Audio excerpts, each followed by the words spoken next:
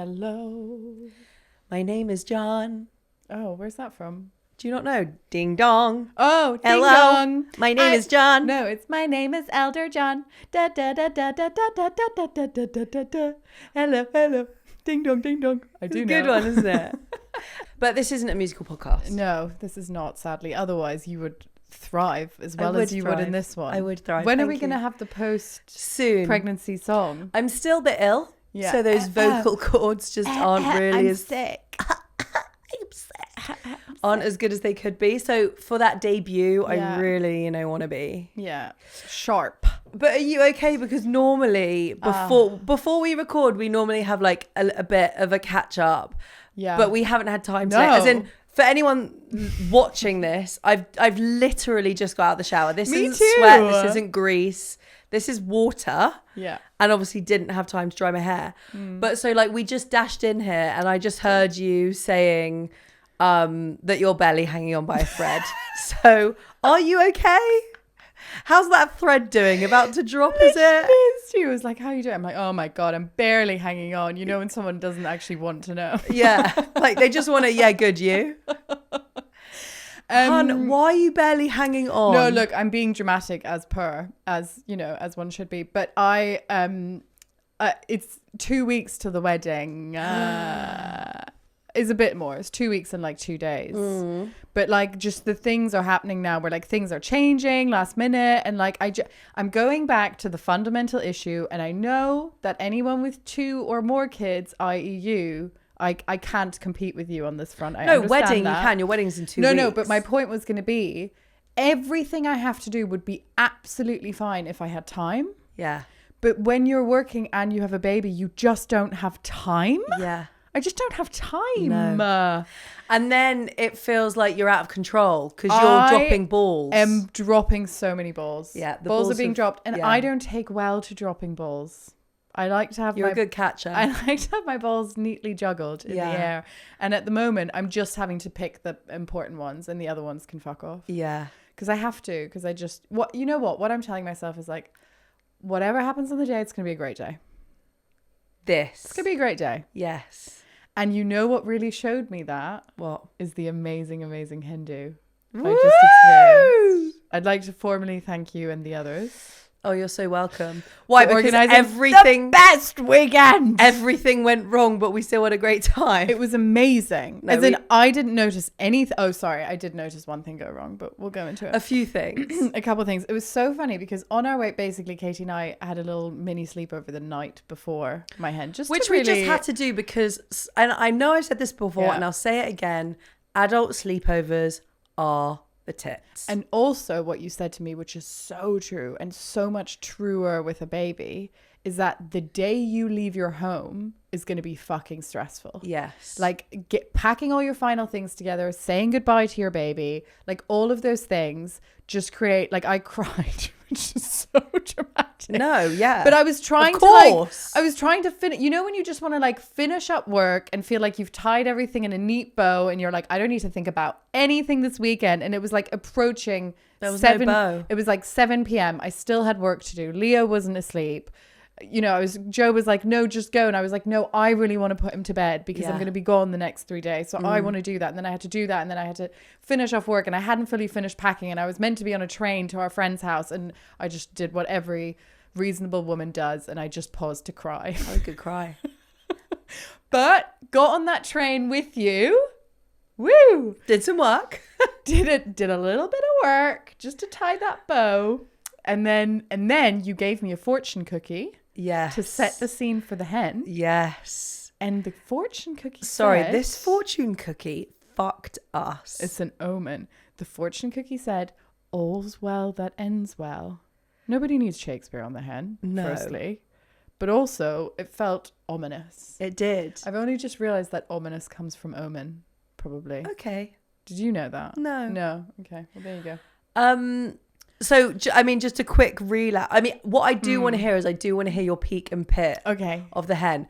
But just to set the scene in terms of what I was talking about when things went wrong. And this is obviously from a planner's perspective. So, obviously, we were swans. Yeah. You really were swans. Thank you. Because can I just say, from the moment we arrived at our friend's house on Thursday evening until the moment, I mean, I was quite hungover on Sunday, so maybe not, at some point on the way home, I just had an amazing minute every minute. Great. I really did. And when I say the things that went wrong, it's going to sound like the pits of a hen, but it was really fun. But the things that went wrong that were out of our control were the outbound flight was delayed. Yeah. So we sat on the tarmac for 2 hours. Yeah. Not great. And I was panicking because like we're already going for a weekend. Yes. So like when you then lose 2 hours, then you feel like, oh, is it going to feel like an in and out thing? I know. So panicking underneath the water. And also my friend, who is the cursed one when it comes to flying, wasn't even on the plane. So I thought it was going to be her plane. But because I said that out loud, it then became our plane, because that's how karma works. We also like had the main event on the Saturday was a boat trip. Yeah. Which we then got hit by like a something 7 storm or whatever. No, it wasn't that bad, but the seas were rough. We got hit by a twister, but our captain Luca was like, not the problem. Ooh, not the problem, girls. We are just going to go to the. Oh no, what accent am I doing now? I don't know. I don't think we can do Spanish. Okay, let's. But it was so funny because he was like, we're just gonna go to a bit where we can all swim, and then we'll go to a calm bit. It is a bit choppy. As soon as we hit the sea, like the girls were dropping like flies. Yeah. Like everyone had. There were like 4 who had sick bags. It was. The problem is, and this is mean to say, but I actually found it semi-hilarious. Just the rate at which people. I was so funny because I was with our friend who was pregnant. Yeah. My other pregnant friend started throwing up. Me and the initial pregnant friend were like, we can't be near her, otherwise we're going to go. As we make our way, like chopping along to the other part of the boat, she's like, Nad, save yourself. I'm going to go. I've seen too much.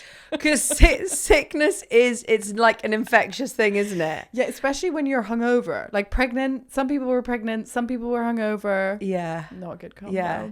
So anyway, and there are a few other things, I won't dive into it, but like, because some of them I think aren't even evident to you. Oh, perfect. But there are multiple things that went, no, I'm not going to take you through all of them. Oh. But basically just like, it was that fortune cookie. The electricity? Oh yeah. So literally on the first night, we had a bar booked. And also, we were a group of 18. Yeah, it's really so you hard. can't just like slink into a bar. So we'd like booked a bar. We'd booked it because it had like an amazing dance floor. Yeah. We'd got this space for 18.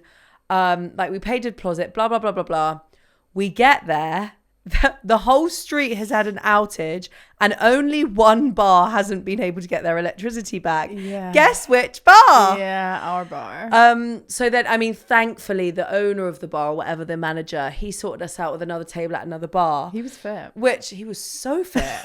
Sorry, there were some really fit Spanish men like that, like threaded throughout this pen, wasn't there? I know. Anyway, so he was fit. Yeah, he was fit. And also a babe. Also a babe. A lot of the fit men were also But like, babe. it was just like, there were a few things. It's like, can you cut us a break now? But the bar we ended up at was also so fun. Yes, it was. It was great. No, it was. It was great. It could have been so much worse. Yeah. Because like, could you imagine? It was a Friday night. Like we easily couldn't have got any. Anyway, what was your peak and pit? So my peak, even though we just described the situation we did, was the boat. Yeah, was it? It really was. Yeah. It was just so like, it felt like when I initially said to you, like, I remember you asking, what kind of vibe do you want on your hen? And I was like, oh my God, my dream would just be like us on the seas with a beer with the girls. Yeah. And it just felt like that moment had been achieved. And I know that some girls were feeling a little bit unwell. But you weren't. But I wasn't.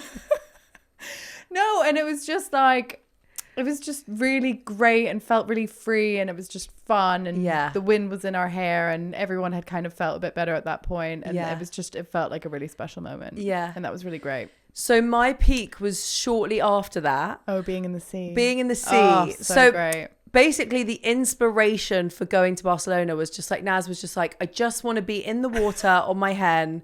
And so like we did this boat trip. And so initially to the captain, I was like, no, we have to swim. Yeah. So then we tried, as you said, we tried to nail the seas. Yeah. The seas nailed us. The seas nailed us. So then we went for lunch, we had a really nice lunch, and then we had a dip in the sea. And just like the silliness. It was so silly. It was so silly. It was very silly. Also, like, we're silly in our lives, but the way that we're silly in our lives now is like, get like a cuddly toy and like pretend that the cuddly toy can eat pizza or something. Like, this was like you know what it silly. was? It was peak girlhood. Yeah. And that's just the best thing, isn't it was belly laughs. It was belly laughs. And if there is anything joyous about life, it's freedom and belly laughs. Oh, the best. And I just felt like the freedom and belly laughs in that moment were peaked. Yeah, they were. And therefore it was my peak of the hen. Yeah, really good peak. Yeah. Really good peak, yeah. What was your pit? The tarmac for 2 hours. Yeah. Not even because I had a bad time while that was happening, because we were still having quite a fun time, but just the fear that it would go on forever. Yes, because Nads thought that it was the plane was never going to take off. Yeah, I got quite negative quite quickly. I just thought, like, what if it was so funny? Because Katie was the person on the plane that everyone wants on the plane, but that everyone desperately doesn't want to be themselves. Like, she was the one who kept walking up to the flight attendant. Sorry, I did it once. Being like, sorry, what actually is going on though? And what can we expect now timing wise? And everyone would be like, oh my God, I can't believe she's doing it. But also just like listening in on the exact Sorry, answers it was the most bizarre thing to me because so funny. For context, it's not like I was being impatient after 10 minutes. We had literally been on the tarmac for maybe like at least an hour, maybe longer. Not a single human being had walked up to ask what was going on. We hadn't had one announcement from the pilot. No, there was that one that went, which none of us could hear. So what I did is I casually went to the loo. So cash. And then on my way back, I said, oh, sorry, just I didn't know you'd be here. Yeah. Just while I'm in the aisle. And then I got the 411. Yeah. And then literally, it was so funny. I walked back down the aisle. Every single eye on the plane was on me. Yeah. So I purposefully like said really loudly to one of you guys, like, this is what's happening. My favorite bit is when a flight attendant came back down the aisle and you went, sorry, what's happening now? And she went, we're going. And you went, in the air? Well, I needed no ambiguity. Like, we're not going back to the gate or something, are we? We're going in the air? She was like, yeah, we're going in the air. In the air? Perfect. But you actually, you know what? It's so funny because while we were there, I didn't really think of anything going wrong, which just goes to show, like, sorry, when you have all your best girls together, you just don't really give a shit what happens. It's just every moment either was hilarious or felt genuinely really special. Yeah. Because you've just with all your best friends. And I do think that I can imagine, like, because I had my hen in my 20s where it's still insanely special being on a holiday with your curated group of friends. Yeah. Because like, obviously you go on holiday with your friends, but like it's then a specific friendship group. This is like you have picked every single person to be there. Yeah. It's quite crazy, actually. And then to do that in your 30s when a lot more people, like there's pregnancy going on, there's kids, there's, you know, relationships, whatever, life gets more complicated. I can imagine it feeling that much more special. And also, mums with some free time let loose. But you say that, but like me and Nads on the plane, we shared like we got like vodka, grapefruit, delicious drinks, whatever. We shared like a little pot of Absolute, you know, like the little bottles that you get in mini fridges. The tiny ones. We were pissed off half. I was so pissed. Off half a mini fridge. It was so embarrassing. Ideal, but embarrassing. I must say, I was obviously quite afraid, having fainted on my other little hen evening, and just generally concerned about stamina. But the adrenaline really got me through because like I did not have a lot of sleep either of the nights. You were really good. Thank you.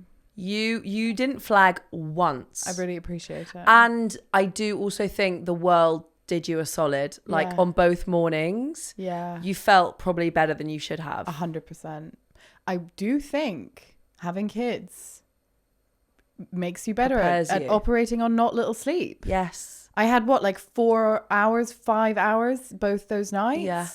And I was just kind of like, you know what? Let's go. My body knows what to do right now. Let's get in the sea. Oh, you were so good. But it was just a great time. Yeah. So thank you. Thank you very welcome. much. Thank you very much. My pit was, and all like this is a very mother one. Great. My breastfeeding situation throughout the hen was not the one. Yeah. So basically, obviously my youngest baby is 10 weeks when I went. I'm still in like the crux of breastfeeding. Yeah. And I like did stupid things. Like on the first night, we were just to go out for dinner and then for the night. And I took my pump and then it was out of battery. And so I had to leave it at home. Yeah. So my pits were like, there were a few instances where I was in the toilet, like in the cubicle, hand expressing. Oh my God, bless you. Just you like literally never said bent any of over, this. trying to angle my boobs so that the milk comes out and goes in the toilet. And like, obviously, when you're normally pumping, you're just like watching TV or doing something. So you don't realize when you're bent over the loo, staring down the bog hole. Yeah. It's killer on your back. Also, like, it's not the vibe, is it? It's like, not the most and glam life. so that was the pits. Yeah, which is why the sea was so great. So yeah, so It's just straight into the ocean. it was baby. actually such a, I don't know if this is grim or TMI, but I was really struggling with my breast milk, and I was also a bit worried about it. Of course. Because Of course. you don't want to get mastitis, but also you don't want to lose your supply, blah, blah, blah.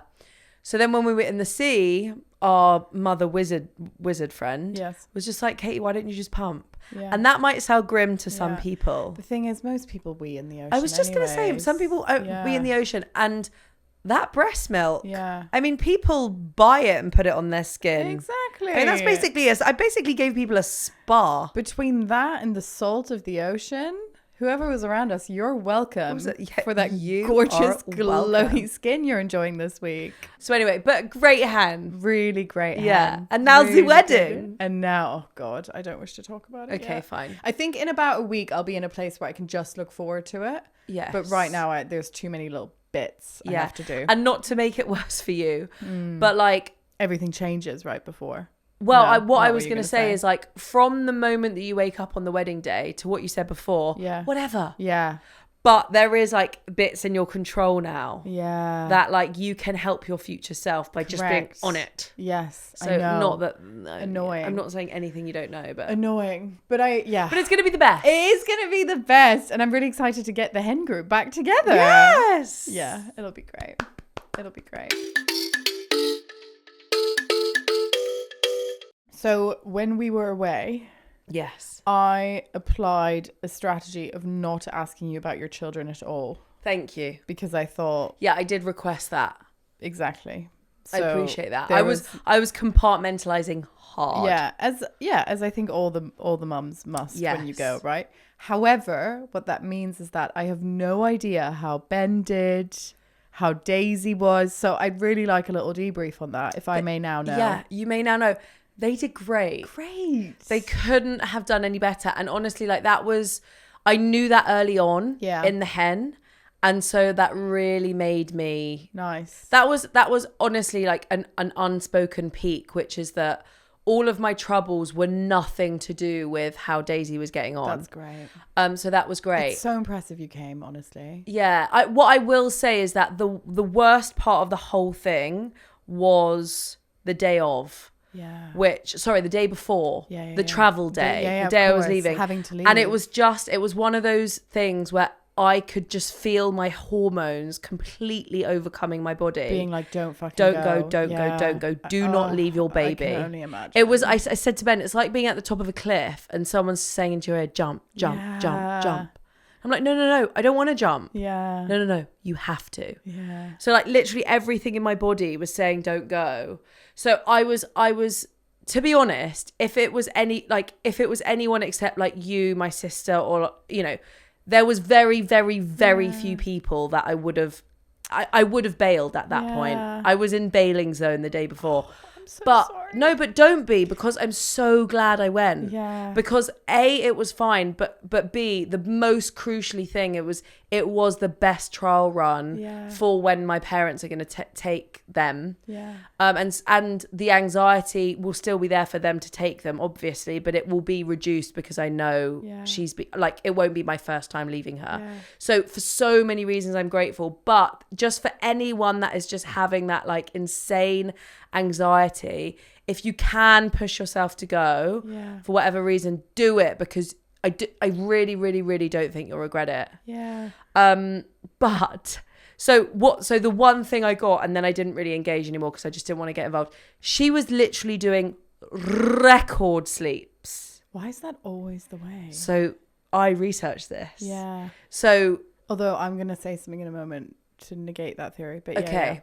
But let me tell you, what do you think the research says? It'll say something like babies tend to sleep through more when the dads are looking after them or something. Yeah, but why? Because dads don't wake up. I mean, that's probably also true. But no, let me tell you what the research says. It because like they haven't had, with breastfed babies, is it something like they know they're not getting breast milk, so they're less fast about waking up? So it's twofold. Okay. So for Daisy, it was twofold based on the research. It was number one, because she had formula for that weekend. Yeah. And it said breastfed babies often wake more frequently overnight than formula fed babies, largely because breast milk digests more quickly and breastfeeding itself encourages frequent waking. Yeah. So that was the first thing. The second thing is that babies can distinguish their parents by smell. Right. So when she's with me, she can smell my breast milk. Yes. Yes. So it was a funny one because, so it was amazing for the hen because I knew if she's sleeping well, she's eating well, and then she's fine. Yeah. Those are the two things you care about, right? 100%. But now it's like, so now we're back, she's back on the boob and like she's back to sleeping considerably less well. Yeah. So it's just a bit of a mindfuck because it's like you're busting your balls breastfeeding. You're doing all of the physical and mental stuff that goes with it. And honestly, it's not even the me sacrifice. Yeah. It's like, so I'm taking away from her this amazing sleep that she could be having. So now I'm like, I always said I was going to do 3 months and I'm going to do 3 months. Yeah. But now I'm just like, do I just sack it at 3 months? Because like, if I can literally give her a great night of sleep in return and multiple other things that will change, you know, that I also, the biggest thing that I'm really struggling with is that I feel, you know, your 100% capacity when you're breastfeeding, I feel like you almost automatically have to give at least 80% of your 100% to your baby that you're breastfeeding. So I've only got 20% for Joey. And I just, the guilt that comes with that. And then because you're only giving them 20% and you're only spending less time with them, then you're less of the moment. And then you feel like shit in the moment when your hormones are at the biggest peak. So there's just so many reasons why with 2 and for Daisy having now experienced formula so early and really responding to it so well from a sleep perspective, I am almost just like, I think it's such a decision of like entirely what the reaction is and what works for your family. Right. Like I think there's benefits and downsides to both 100%. Like we often spoke about the fact that like for me, breastfeeding came with such convenience that like I could see myself being like, oh, I find it much easier when I have a toddler to not have to think about like what I need to prepare or whatever. Right. And things like for me, breastfeeding was like, if Leo was upset, if he was ill, if he was soothing, was difficult. It was just like a magic soother for everything. Totally, so I was like, God, I don't want to give that up before I have to. It's all I got. That's my only parenting toolkit is breastfeeding, right? But to your point, like we didn't try formula till later on, so I don't have anything to compare it on. But like sleep is everything. Yeah. Like literally, we've spoken about this before. Like if your baby is sleeping, the difference it makes to all of your experiences. Totally. It's like the biggest game changer of them all, right? Because if she's had a decent night's sleep, I can get up when Joey gets up in the morning. Right. And do the morning with her, and so I can have the mornings before nursery and blah, blah, blah. But if Daisy's been up a lot in the night and then taken an hour every wake window to go down, I need to have that morning sleep. So I don't see her in the morning. So then she comes back from nursery and then I see her for like 45 minutes in the day. That's not okay with me. Yeah. So anyway, how did Joseph do? Joseph did. Also, he does not listen to this podcast, so you could say what you wanted right now. But his mother does. His mother does. Hi, Di. No, here's the thing. For me, Joe did the most amazing thing in the world because he sent me happy pictures all weekend, said we're all good, and when I returned it turned out Leo had slept horrendously. No. Yeah, and he was, because he got a bit ill, And that clap is not for you, Leo. That clap's for Joe. That's for Joe, because he honestly made me think. He sent pictures as though they were having the time of their life. And I got back and Joe was literally in bits. He was hanging on by a thread. Like Leo, I think one night he was just like up for 2 hours. Like one of them, like just couldn't. And I also, I really didn't expect this. Like I obviously expected, like when we were coming back, I was really excited to see him again and I missed him and stuff. But I actually, I struggled a bit, like in the day afterwards. Like I did have a bit of guilt and I did feel a bit like, oh God, like you weren't sleeping. Was that because like, it obviously wasn't. Like he was, you know, he was in great, whatever. But then also the nursery on the Monday or whatever was like, yeah, he just hasn't been quite himself today. Aww. And I was like, oh my God. And like all likelihood, it was just because he had this like cough, right? Yeah. But obviously to me, it was like, oh my God, it's because I left him for 3 days. And like now he feels like insecure and blah, blah, blah. He's now obviously absolutely fine and back to his happy little self. And even today, the nursery was like, sorry, he has this newfound confidence. I don't know where it's coming from, which I have also really noticed. So it's all good now, but I think because I've only ever left him for like max 24 hours before, I didn't expect my own second guessing of like when I dropped him off on Monday and had to go to work, I was like, oh my God, I feel like I haven't seen my baby. Like this feels really bad. But we've gotten back into the rhythm of things. But that was something I didn't really expect.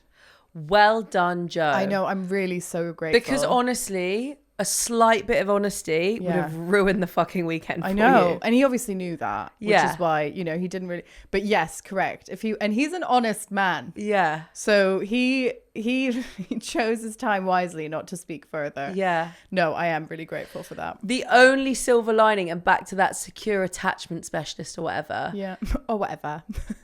Sorry. Clearly very securely attached. Yeah, that's true. That's the silver lining. Yeah. And do you know what's very sweet is the one big thing I took away from that episode from Blaze, the specialist, was to communicate with your baby. Yeah. And we've been doing that, and I will accept I have been doing it in moments to like an insane degree.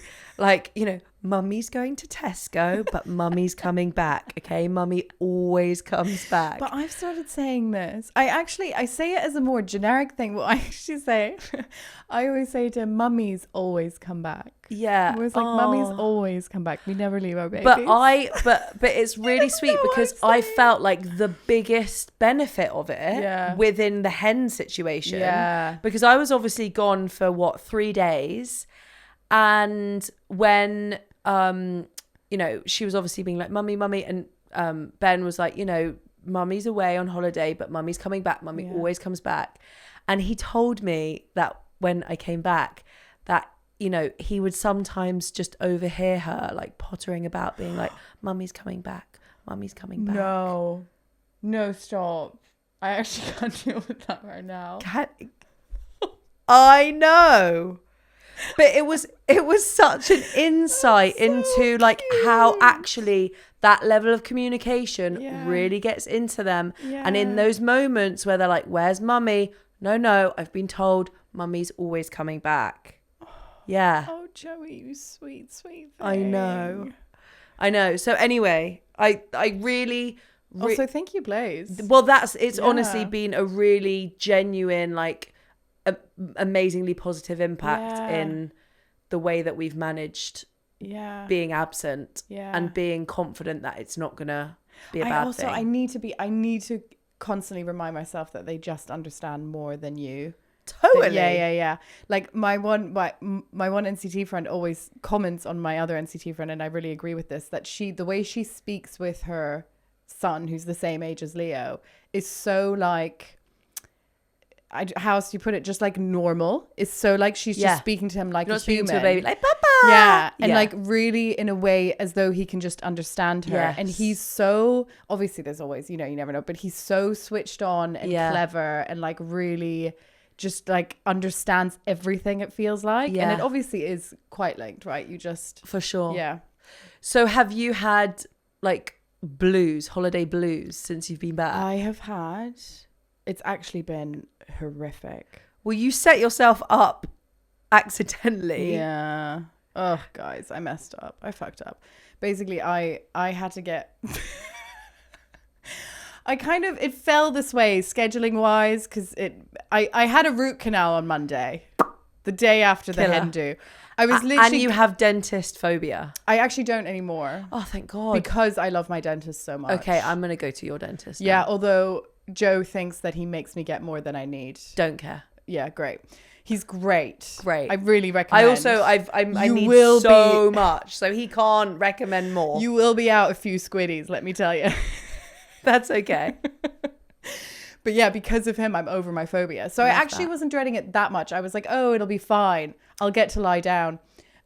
Which, to be fair, I didn't. The actual treatment was genuinely fine. Okay. I just like forgot that it is actually quite painful after. Yeah. And so for the last few days, I've just kind of like been coming out of the haze of like the hen and then having toothaches. And then on Tuesday, I had to like host the London edition of our like big company kickoff. So to like be on stage in front of 200 people, and there was a guy in Vegas hosting the other part who was a DJ who was like raving at 6 a.m. local time and be like, I can't hear you, London. Give it to me again. And I was there with like tooth throbbing, recovering from the hen, like, yeah, let's hear it, London. Or like, you know, when you come back from the dentist, it looks like you've had a stroke or on side. It's like, let me hear you, London. It wasn't that bad, luckily, but that could have happened. Yeah. No, so there was just a lot that happened the week after the hen that didn't set me up well. But I think actually whatever goes up has to come back down. And I think I just had such an amazing time on the hen do, and it was so special. And it's just one of those holidays you can never recreate unless you like put loads of effort into a big birthday or something, right? Because as we said, like all of your friends coming together and putting in such an effort to like be a vibe and like have the best weekend ever is so unique, and it creates such a like unique, wonderful atmosphere. Yeah. And on Monday I was just like, oh my God, like it's one of the worst post holiday blues I've ever had. Do you think actually Sana, my maid of honor, phrased it really well on Monday? She messaged me, she said, I've got post-party depression. Do you think it's because you had a taste of your old life? Yeah, that's I hadn't thought about that, but that could be it. Yeah, that's really interesting. Yeah, because I think the biggest taste. Yes. Because it's all your friends. Because I think I've also struggled a little bit this week just from a freedom angle. Yeah. Which is because also for me, obviously before you have a baby, if 0 is no freedom at all and 10 is maximum freedom, you have a 10 out of 10. Well, I had a 10 out of 10 freedom. Yeah. Then you have a baby and you go to 0. Yeah. And then I think you spend, or certainly I did, I spent the next 2 years, Joey's 2 next month, slowly working up to, I think I'm at a 3-4 right as now. Much as you can. And maybe that's because, you know, you get your job back or your kids in nursery or whatever. And I think probably I got to like a 4, maybe a 5, basically just on the basis that we had there was 2 of us, we had 1 kid. I could kind of do anything I wanted in one day. Yes. Because you have bites of freedom. You have bites of freedom, and but as much freedom as you want. And getting childcare for 1 kid is manageable. Yeah. Then before the hen, I obviously have a second baby and go back to 0. 0 -2. Yeah. Then go notch it up a few for the hen, and now have obviously come back to 0.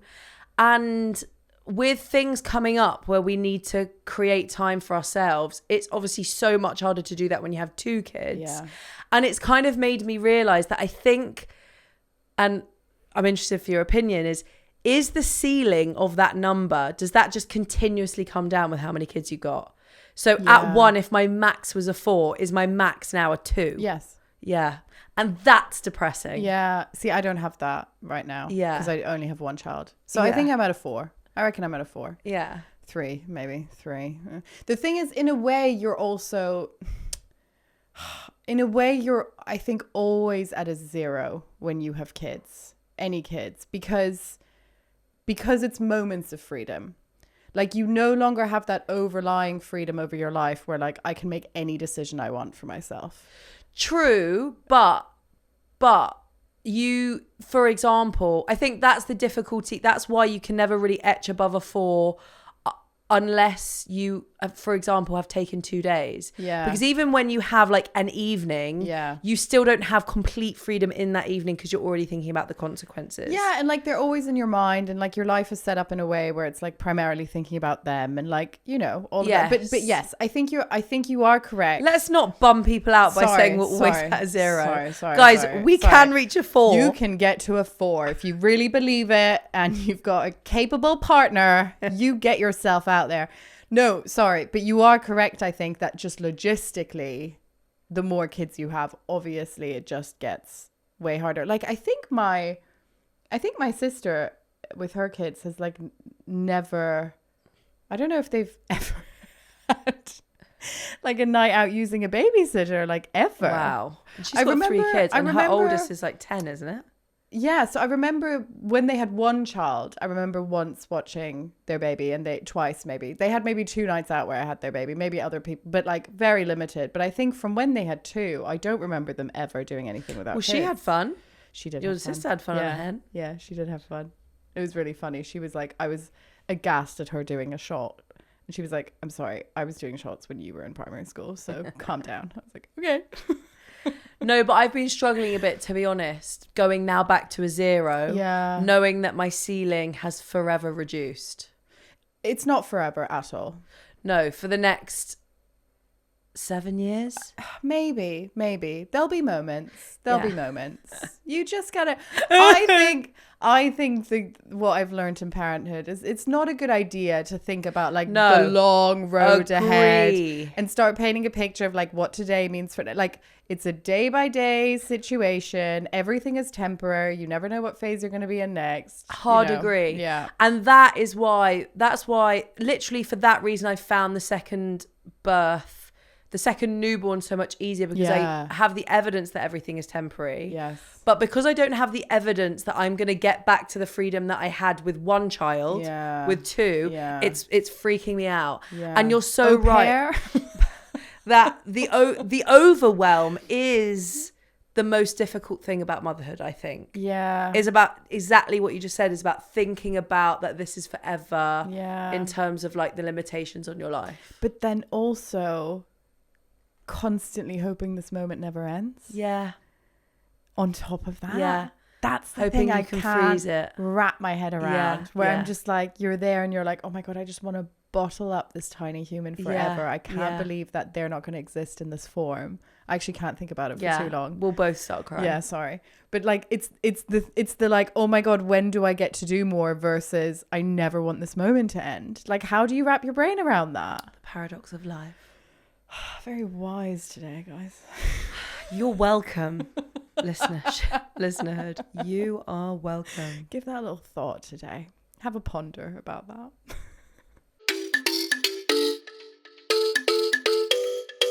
You know how everyone knows how I love a birth story? Yes. So someone has made the effort to send in a very detailed birth story. Oh, thank you. And I'm really appreciative. I just want that to be known. Okay. Are you ready? I'm so ready. I gave birth 17 days after my due date. I know. What an opener. What an opener. And then in all caps, 17 days. My birth plan had been Earth Goddess, birth center, breathe the baby out. Classic. I'd heard horror stories about induction and really felt strongly that it wasn't for me. So the asterisk in my birth plan was that if I hit 42 weeks, I would have an elective cesarean. Mm-hmm. Fair. I was also pretty terrified by the idea of surgery, but figured it was super unlikely that it would get that late. So at 40 weeks, I had a really bad family situation that caused a fair amount of stress. Oxytocin levels took a bit of a hit, but we plowed through. Fast forward to 41 weeks pregnant. My husband was working out at the gym and had a sudden blinding headache.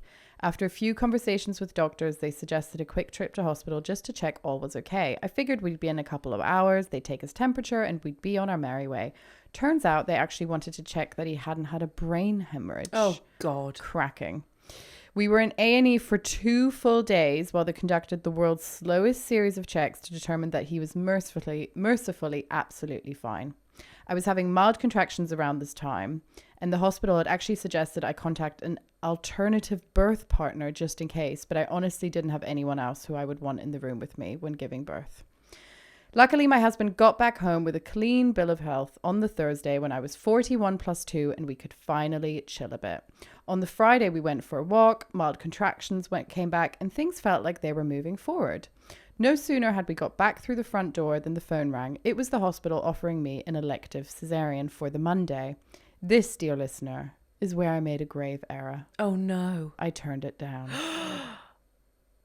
I figured things were moving along nicely now, and I was bound to go into the labour any day. It would be totally fine, and I'd be giving birth naturally over the weekend.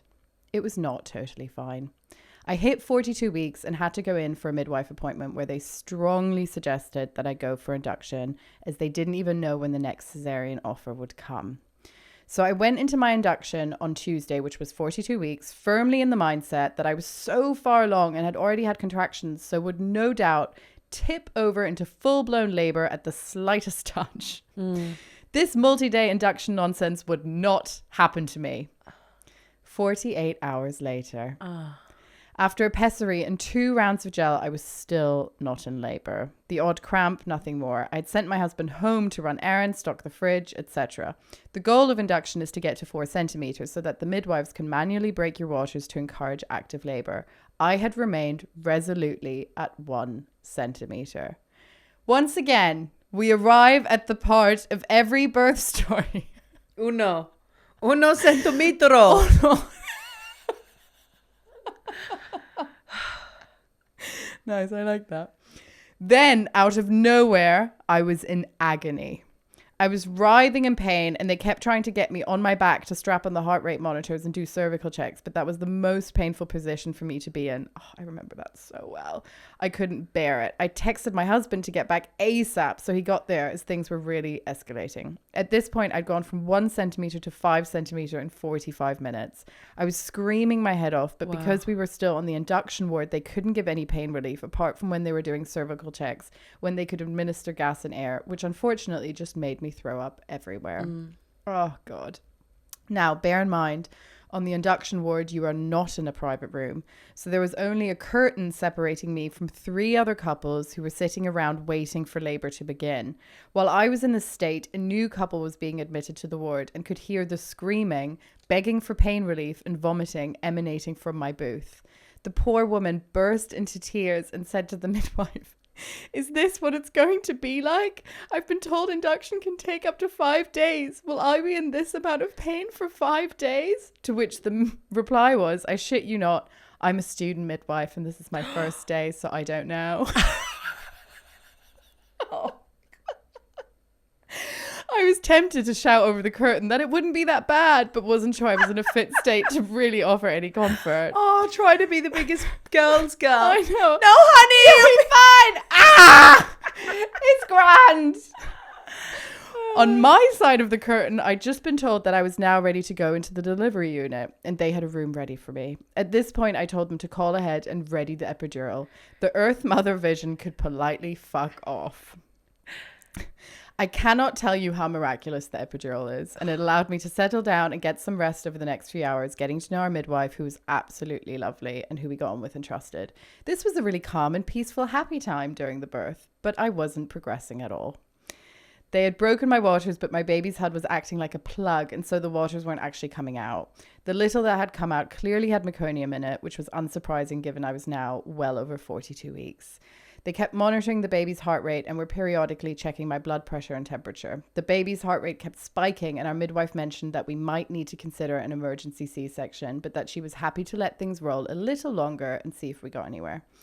At this point, our midwife had to go on her hour break, and so we got new midwives in. They were also lovely, but of course we hadn't had a chance to build up the rapport. The heart rate continued to be all over the place, and so the new midwives called in the doctor, and everyone suggested that an emergency C-section might be the best option. It was obviously overwhelming to get this information in a room full of people we'd met 5 minutes ago. Just as we were deciding what to do, I had a high temperature reading, which was an indicator of infection. Given this, and that the baby was obviously in some distress, the decision was made that I would have to have the C-section. So a full week after turning down my elective, there I was, being wheeled into theatre. Oh, the irony. From there, everything was pretty much as you'd expect. The surgery went fine, and our gorgeous little boy was born 8 pounds 6 ounces at 3 a.m. on the Friday, 42 plus 3.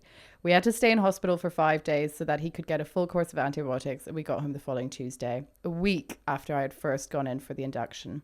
I would, of course, do it all over again for my little bundle of joy, but I can't believe just how brutal the whole experience is. I think we'll give it a minute before trying for baby number 2. Yeah. What a story. What a hero. Thank you for sending that in. Yes, You're an really well written as well. Really well written. Yeah, thank you for taking that Yeah, time. a bit Don't of a know writer. to what degree that was you and to what degree that was ChatGPT. Oh, right, her. Yeah, or ChatGPT. I thought you meant wasn't me. It wasn't me. It was her. Yeah, interesting. No, but either way, it felt authentic. I think it did as well. Well done to you for the baby and the written word. So please let those birth stories roll in. Continue to roll in. We love them. I'm going to do it for the first time. I beg your pardon.co.uk. No, that's not even. What did you just say? Let me go again. Is that a website? What is? It's confessions at I beg your pardon. Fucking hell, I'm going to do it. Thank you. Please write into confessions at I beg your pardon.co.uk. And that's why she is who she is. Goodbye. Goodbye and good night.